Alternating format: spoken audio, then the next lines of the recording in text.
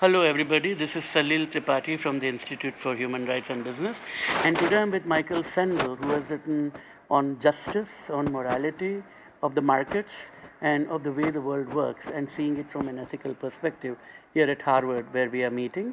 We are going to have a short conversation about the role of corporations in the modern society in a market-based economy, and the legal and ethical imperatives that corporate executives often face in situations where the government's either unwilling or unable to act. So, Professor Sanal, my first question is precisely this: do companies have a human rights obligation or responsibility?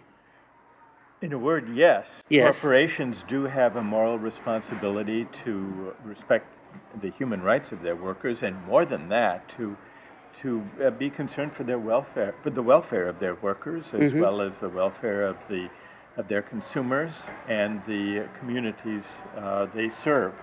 I take a broad view of the moral responsibility of corporations. The corporations can do great good in our societies, and one of the ways in which they do that good is by looking after the rights and the well-being of their employees. One of the things that we have found over the years, whether it is Nike in Vietnam, Shell in Nigeria, Union Carbide in India, is that in situations where the laws are not the same as that they are familiar with in their home state, when they are in another environment, there is usually a problem. And when that disjunct occurs, you typically have human rights abuses. And there's always a question about who is responsible and what should companies, what should it go back to? Should it look to some moral principle? Should it look to some legal principle? Should it be looking at ethics? If so, what kind of ethics?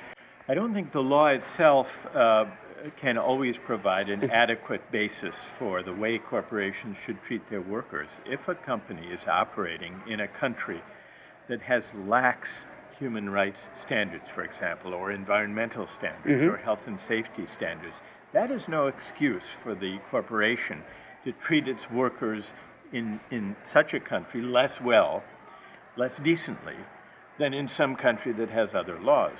Corporations have a moral responsibility to exercise their own judgment above and beyond what may be required by the laws of a particular country in which they operate.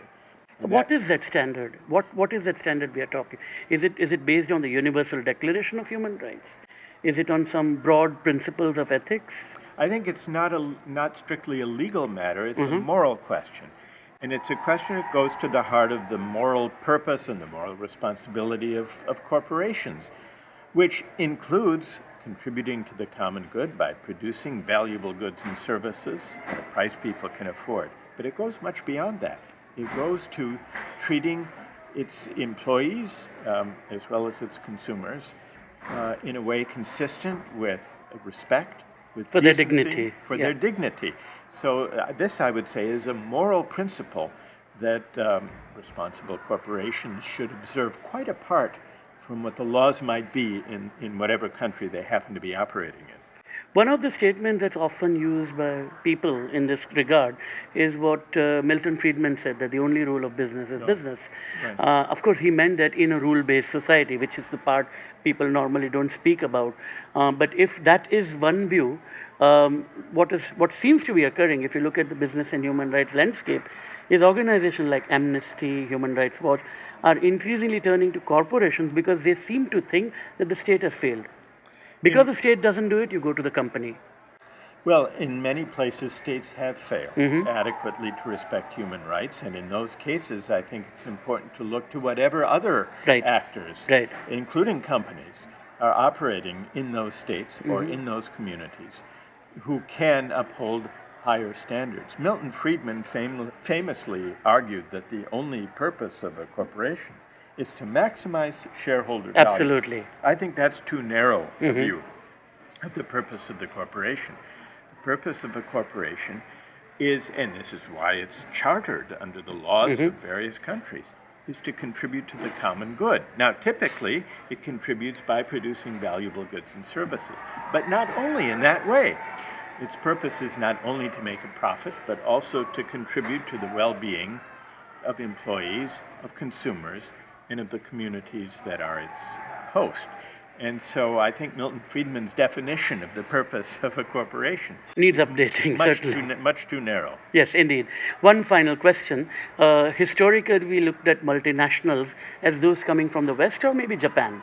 So you looked at US, Europe, maybe Australia, New Zealand, and Japan. Increasingly, the new multinationals are from China, from India, from Brazil, from South Africa, from Russia. Um, Clearly, we need a rule-based framework that applies to everybody. What could that be? I'm just, if you were to imagine a future, what kind of situation? Would you want a treaty to look after that? Would you want a UN document? Would you want something that is like the Universal Declaration for Corporations and Human Rights?